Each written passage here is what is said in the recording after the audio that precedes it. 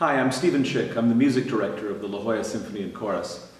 I'd like to talk to you a little bit about our December concert, December 12th, 13th, and 14th, 3 performances on the democratic impulse and the effacement of obstacles.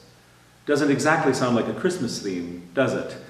But in fact, it's a very timely concert. It celebrates the 25th anniversary of the fall of the Berlin Wall.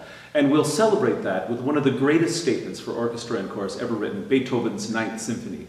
One of the reasons I wanted to perform this piece at this time was in honor of a very famous performance that Leonard Bernstein led at the Wall after its collapse, right around this time 25 years ago.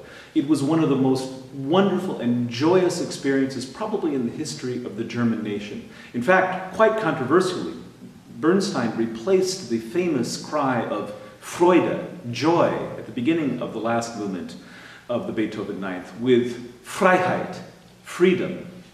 We'll keep it in its original form as Freude this time, but we'll be thinking of those Germans, and we'll be thinking of the celebration of democracy and the celebration of the unification of the two sides of Germany. One of the things I love most about Beethoven, actually one of the things I love really the absolute most about Beethoven is how he is misunderstood.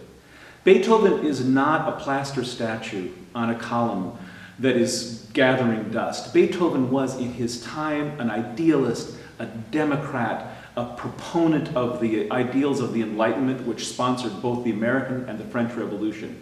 He would be a rabble-rouser in today's society. And amongst the rabble that he roused was a culturally vigorous and democratically inspired world. Beethoven was not afraid to borrow musical impulses from outside of Europe. And in fact, one of the most important examples of this is a little march that uses bass drum, cymbals, and triangle at the end of the Beethoven Ninth Symphony. And you can hear it, and this was borrowed from Turkish music. And so as Beethoven let the influences from outside of Central Europe into his own music, we will also engage in a kind of cross-cultural dialogue by offering in the first half the Afro-American Symphony by the great American composer William Grant Still.